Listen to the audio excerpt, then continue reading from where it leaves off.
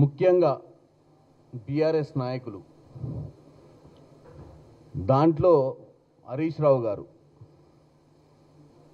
ఆయన ఏ పొజిషన్ నుండో, ఆయన అపోజిషన్ నుండా, మరి ఆయన అపోజిషన్ అంటే కేవలం రోజు ఏదో ఒక సబ్జెక్టు తీసుకొని కోడిగుడ్డు మీద ఎంటికలు వీకినట్టు 6 అడుగులు పెరిగిండు, చెటాకంత దమాక్ కూడా లేకుండా మాట్లాడుతుంటాడు. అపోజిషన్లో మేము కూడా ఉన్నాం 10 సంవత్సరాలు. అపోజిషన్లో మేము కూడా ఉన్నాం 10 సంవత్సరాలు. కానీ 10 సంవత్సరాల సమయంలో ఏ రోజు కూడా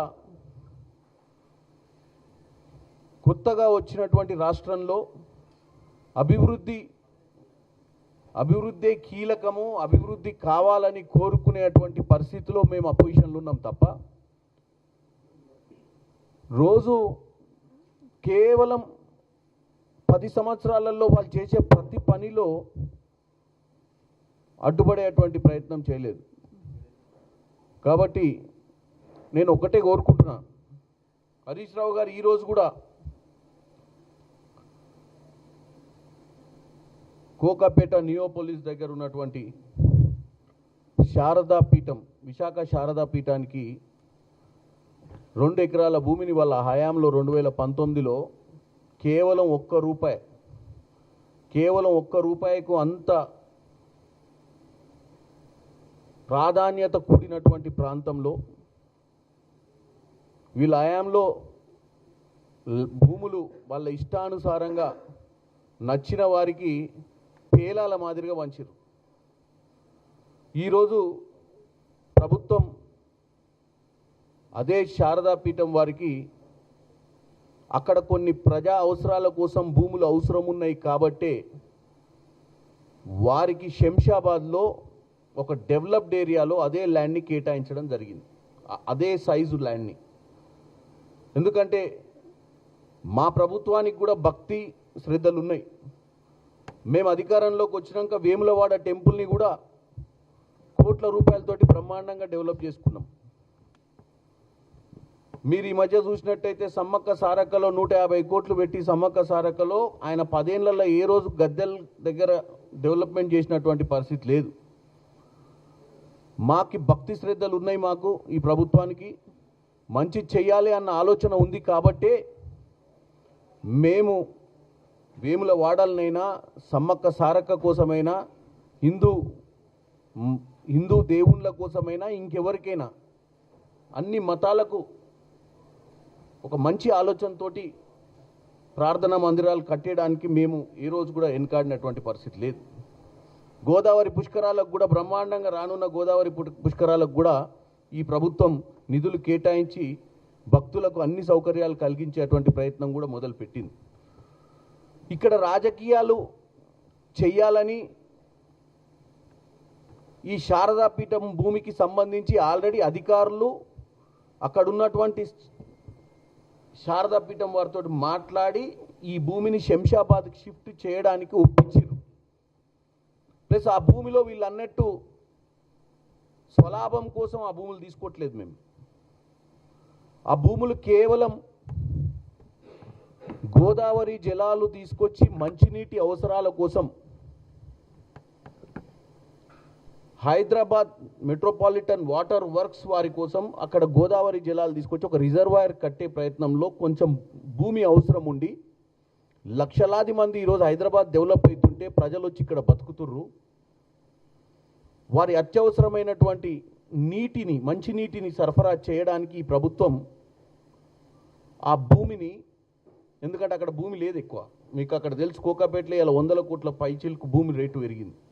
₹1 దానదత్తం చేసినటువంటి బీఆర్ఎస్ ఈరోజు వాళ్ళు ఒప్పుకుర్రు, శారదా పీఠం వారు ఒప్పుకొని ఆ ల్యాండ్ అలాట్మెంట్ కూడా యాక్సెప్ట్ చేసినాకనే మనం దాన్ని క్యాబినెట్లో పెట్టడం జరిగింది. కాబట్టి రాజకీయాలే చేయాలి. ఈ రాష్ట్రంలో ఏ డెవలప్మెంట్ జరగొద్దు, ఈ రాష్ట్రంలో ఏ మంచి పని జరిగినా రేపు ప్రజలు కాంగ్రెస్ పార్టీకి మళ్ళీ పట్టం కడతారన్న భయంతో ఇటు కేటీఆర్, హరీష్ రావు 24 గంటలు పొద్దున్న లేస్తే వాళ్ళకు ఉన్నటువంటి పొజిషన్ని మిస్యూజ్ చేసుకుంటా తెలంగాణ ప్రజల మదిలోన విష బీజాలు నాటే ప్రయత్నం చేస్తారు. అంటే మా హయాంలో మూసీ నది కావద్దు,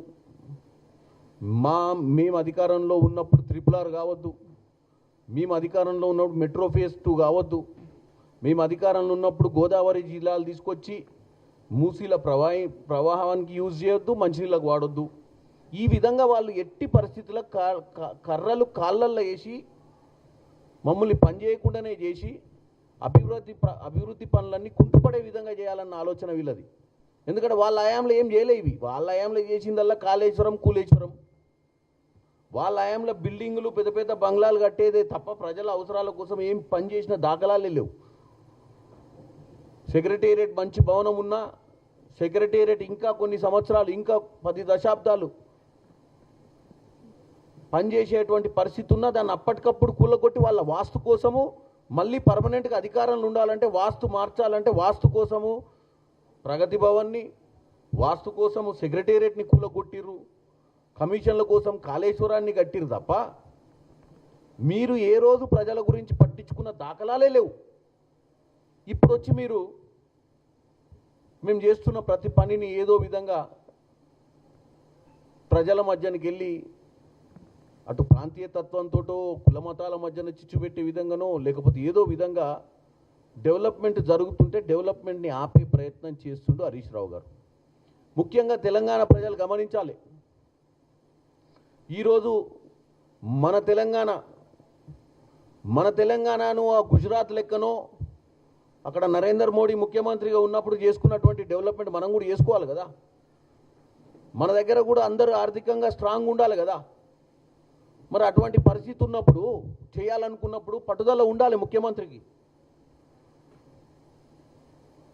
ఇవాళ బీజేపీ నాయకులు కూడా ఈ హరీష్ రావును, కేటీఆర్ను చూసి మేమేం చేయలేకపోతే బాగుండదేమోనని చెప్పి వచ్చి మాట్లాడినట్టుగానే ఉంది. కానీ వాస్తవాలు వాళ్ళకు ఇలా రామచంద్రరావు గారు నిన్న చెప్పుకుంటూ అంటుండు, సబర్మతికి మూసీకి సంబంధం లేదంటుండు. ఎందుకు సంబంధం లేదు?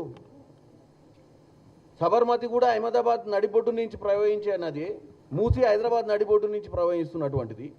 మరి దీన్ని డెవలప్మెంట్ చేయాలన్నప్పుడు సబర్మతిలో ఏ రోజు మేము గుడిసెలు తీయలేదంటాడు. సబర్మతిలో 2011 వేల కొద్ది మందిని, కుటుంబాలను, సబర్మతి రివర్ బెడ్ మీద ఉన్నటువంటి పేదలను చాలామందిని అక్కడి నుంచి కదిలించినటువంటి దాఖలాలు రామచంద్రరావు గారికి తెలియదా?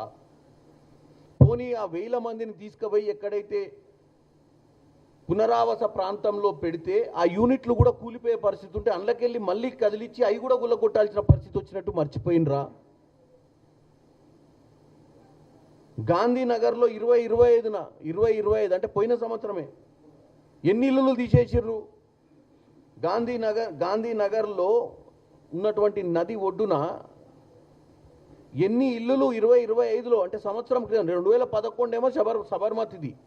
ఇదే గుజరాత్లో గాంధీనగర్లో కూడా లాస్ట్ ఇయర్ కూడా మీరు అక్కడ నది ప్రక్షాళన చేయాలనుకున్నప్పుడు ఎన్నో ఇల్లులు తీసిరు. మరి మీ బీజేపీ పాలిత రాష్ట్రాలు మాత్రం బ్రహ్మాండంగా డెవలప్ కావాలి. ఈ డెవలప్మెంట్కి వచ్చినప్పుడు పేదలను లేకపోతే ఎవరన్నా అక్కడ అక్రమాలు కట్టిన వారిని తొలగించవచ్చు, కానీ మన రాష్ట్రంలో మాత్రం అలా చేస్తే ఊరుకోరా? అంటే ఇక్కడ మీకు రాష్ట్ర అధ్యక్షునిగా ఉంటారు, ఈడ బీజేపీ కోసం, ప్రజల కోసం, ప్రజా సంక్షేమం కోసం, రాష్ట్ర బాగు కోసం పనిచేయాలన్న ఆలోచన లేనట్టే కదా. ఈరోజు బీఆర్ఎస్ ఏ మాట మాట్లాడుతుందో ఒక 24 గంటలు 48 గంటల తర్వాత అదే బీజేపీ తీసుకుంటుంది లైన్. ఏమాత్రం కన్స్ట్రక్టివ్ లైన్ లేదు. మేమేమైనా వెనకబడిపోతామో అపోజిషన్లా, అరే బీఆర్ఎస్ వాడు ఏదో తీసుకున్నాను సబ్జెక్టుకు. మీరు ఎందుకంటే మీరు కూడా అధికారంలో ఉన్నారు సెంట్రల్లో గత 3 దశాలుగా, ఇప్పుడు 3వ దఫా ఇది. మరి మీరు 10 ఏళ్ళు ఉర్రు, ఇప్పుడు కూడా ఉర్రు. వాళ్ళ హయాంలో కూడా మీరే ఉర్రు అధికారంలో, ఇప్పుడు మీరే ఉర్రు. డెవలప్మెంట్ గురించి మాట్లాడాలి కదా. ఢిల్లీకి పోయినప్పుడు ఒక మాట, గల్లీల కోసం ఒక మాట మాట్లాడితే ఎట్లా బీజేపీ నాయకులు అందరూ? అది బండి సంజయ్ గారు కానీ, ఈటల రాజేందర్ కానీ, కిషన్ రెడ్డి గారు కానీ, ఆ అధ్యక్షుడు రామచంద్రరావు గారు కానీ ప్రజల తరపున ఉండాలి కదా. ఈ ప్రభుత్వం మనకి ఎన్నికల సమయంలోనే రాజకీయాలు, ఎన్నికలు అయిపోయిన తర్వాత ఏముంటుంది మనది? ప్రజలకు మంచి చేయాలన్న ఆలోచనతో పనిచేస్తేనే మళ్ళీ మనకు ప్రజలు పట్టం కడతారు. అంటే మీరు ఇప్పుడు మమ్మల్ని ఏం చేయనీయకుండా తెలంగాణ ప్రజలు మాకు అధికారం ఇచ్చిరు కాబట్టి తెలంగాణ ప్రజలు పశ్చాత్తాప పడాలని ఏదైతే మీ మామ కేసీఆర్ అంటుండో ఫామ్ హౌస్లో వండుకొని, మరి పశ్చాత్తాప పడాలంటే మమ్మల్ని ఏం పని చేయనీయకుండా తెలంగాణ బిడ్డల్ని ఆగం పట్టియాలనే కదా మీ ఉద్దేశము. అంటే ఇలా మంచినీళ్ళు తాగొద్దని చెప్పి మీరు ఇలా శారదాపీఠం భూముల గురించి మళ్ళీ రోడ్డు ఎక్కినావు. మొన్న మధు పార్క్ రిడ్జ్ అపార్ట్మెంట్ వాసుల కోసం రోడ్డు ఎక్కినాం. వాళ్ళు కూడా ముందే చర్చలకు వచ్చిర్రు, ప్రభుత్వంతో చర్చలలో కూసుర్రు, ఎస్ఎఫ్టీకి ఎంత కావాలనో అడుక్కుర్రు, అంతా అయిపోయింది. అయిపోయినాక ఈయన ఈ 6 అడుగుల మహానుభావుడు ఈ తాడి చెట్టు హరీష్ రావు అడిగి పోయిండు. పోయి రెచ్చగొట్టే ధోరణిలో మాట్లాడి మీడియాను పిలిపించుకొని హంగామా చేయడం మొదలుపెట్టిండు. గతంలో కూడా హైడ్రా గురించి ఎన్నిసార్లు విష ప్రచారం చేసిర్రు. ఉండొచ్చు కొద్దిగా, కొన్నిసార్లు ఇల్లీగల్ కన్స్ట్రక్షన్ తీసినప్పుడు అక్కడ బాధలైతే వాళ్ళందరినీ కూడా కాంపన్సేట్ పే చేస్తుంది ప్రభుత్వం. మరి లక్షల మందికి ఈరోజు అపార్ట్మెంట్ వాసులకు వాళ్ళకు కబ్జాకు గురైనటువంటి పార్కులు, లేఅవుట్లల్లో కబ్జాకు గురైనటువంటి అప్రోచ్ రోడ్లు, కబ్జాకు గురైనటువంటి చెరువులు, మరి ఇవన్నీ క్లియర్ చేయడంతో ప్రజలకు మంచి చేయలేదు హైడ్రా. హైడ్రా ఏం చేసిందో ఒకసారి తెలంగాణ ప్రజలు గమనించాలి. ఈ సోషల్ మీడియా ద్వారా జరిగే చెడు ప్రచారము కేవలం ఇది రాజకీయం కోసమే చేస్తుర్రు, మిమ్మల్ని అందరినీ డైవర్ట్ చేయడానికి మీ అటెన్షన్ని. వాస్తవంగా కాంగ్రెస్ పార్టీకి వాళ్ళు చెప్పే అబద్ధాలు సంబంధం లేదు. కాంగ్రెస్ పార్టీ ఈరోజు మంచినీటి కోసము, ఈరోజు మూసీ నది కోసము, ఈరోజు హైదరాబాద్ నగరాన్ని ప్రపంచ ప్రఖ్యాతి నగరంగా తీర్చిదిద్దే ఒక లక్ష్యంతో రేవంత్ రెడ్డి గారు ముందు పోతుండ్రు. ఇవాళ కోర్ అర్బన్ ఏరియా ఏదైతే మనం డెవలప్ చేద్దాం అనుకుంటున్నామో రింగ్ రోడ్ లోపల వీలైనంత మటుకు అన్నీ, అంటే వీలైనంత మటుకు మెట్రో కానీ, వీలైనంత మటుకు మూసి ప్రక్షాళన కానీ, ఇవన్నీ చేయాలనేది ఎవరి కోసము? ఎందుకు మనం కోర్, ప్యూర్, రేర్ అని ఒక తెలంగాణను డివైడ్ చేసుకొని మరీ డెవలప్మెంట్ ప్రాతినిధ్యాన్ని ముందుకు పోతున్నాం? ఎందుకు గ్రీన్ ఫీల్డ్ రోడ్లు వేసుకుంటున్నాం 2 సిటీల మధ్యన అటు కిందికి చెన్నై దాకా? ఎందుకు ఇండస్ట్రియల్ క్యారిడార్స్ని బిల్డప్ చేద్దాం అనుకుంటున్నాం? మన పిల్లలకు ఉద్యోగాల కోసం కాదా? ఎందుకు రేడియల్ రోడ్స్ వేద్దాం అనుకుంటున్నాం? ఫాస్టెస్ట్ కనెక్టివిటీ పెంచడానికే కదా.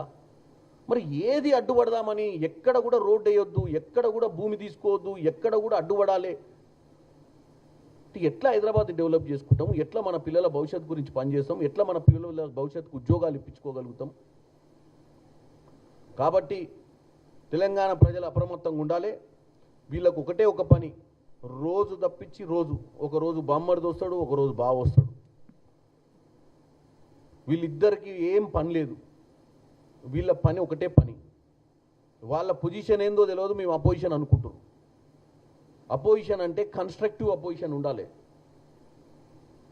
మేము 10 ఏళ్ళు మేము అపోజిషన్లో ఉన్నాం, కానీ రోజు తప్పించి రోజు మీరు చేస్తున్న పనులు అడ్డుకోలే. మిమ్మల్ని ప్రజలు ఎన్నుకుర్రు, మీరే పని చేశారన్న ఉద్దేశంతో ఉంటే నిట్టేటను ముంచిపోయారు. మీరు చేసిన పరిపాలన దరిద్ర పరిపాలన కాబట్టి ఆచితూచి చేయాల్సి వస్తుంది. మాకు రూపాయికి చిల్లర పైసల కోసం భూములు దారదత్తం చేసినటువంటి దరిద్ర పాలన మీది. ఫ్యూచర్ ప్రయోజనాల కోసం ఏమాత్రం ఆలోచించకుండా ₹1 మీరు కోకాపేట ప్రాంతంలో, నియోపోలిస్ ప్రాంతంలో ఇక్కడ 150 కోట్లకు ఎకరం పోయే దగ్గర మీరు రూపాయి ఇచ్చిర్రంటే అది మీరు శంషాబాద్ ఇవ్వచ్చు, ఇంకెక్కడన్నా రింగ్ రోడ్ బయట కూడా ఇవ్వచ్చు, కనెక్టివిటీ ఉంది. దేవుణ్ణి దర్శించుకోనికి ప్రజలు ఎక్కడికైనా పోతారు. కానీ ఇలా మంచినీళ్ళు తాగాలంటే ఎక్కడ రిజర్వాయర్ కట్టాలి? ఎక్కడి నుంచి నీళ్లు గ్రావిటీ ద్వారా అందియాలంటే రిజర్వాయర్ ఎక్కడ కట్టాలి? కాబట్టి ప్రజా అవసరాల కోసం చేసేటువంటి ప్రభుత్వ నిర్ణయాలను వ్యతిరేకించొద్దని హరీష్ రావు గారికి, కేటీఆర్ గారికి, బీజేపీ నాయకులను కోరుకుంటున్నానని తెలియజేస్తున్నాను.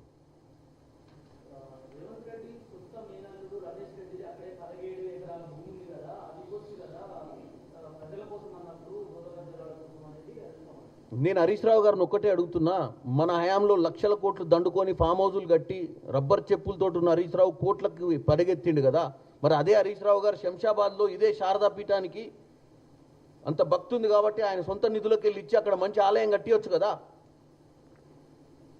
మనం వేరే వాళ్ళని అనడం కాదు, మనం ఏం చేస్తున్నామో చూడండి. మేము అక్కడ మంచినీళ్ళ కోసం ఒక ప్రాజెక్ట్కి ఇస్తున్నప్పుడు ₹1 దారదత్తం చేసిరని నేను చెప్తున్నా కదా మీకు.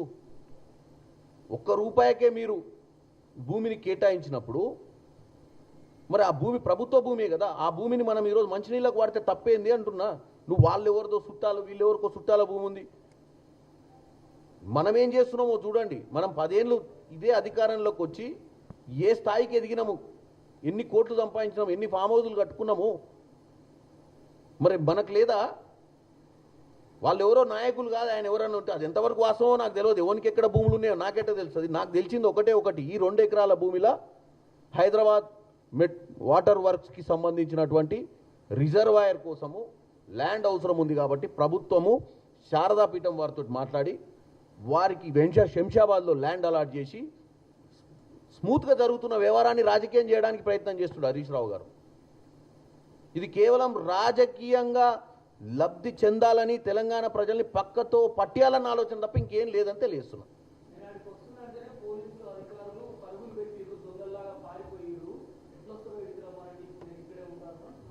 హరీష్ రావు ఏదైనా చెప్తాడు, ఆయన ఎక్కడికైనా పోవచ్చు, ఏనైనా నిలబడవచ్చు. నేను చెప్పిన దానికి వాళ్ళు సమాధానం ఇవ్వాలి. నేను ఇవాళ తెలంగాణ ప్రజల ముందు వాస్తవాలు చెప్తున్నా. ఆయన ఏదైనా మాట్లాడవచ్చు. అందుకే చెప్తున్నా, తాడి చెట్టు అంతా పెరిగింది కానీ ఇంగిత జ్ఞానం పెరగలేదు ఆయనకు. అదే ప్రాబ్లం. ఓకే, నమస్కారం.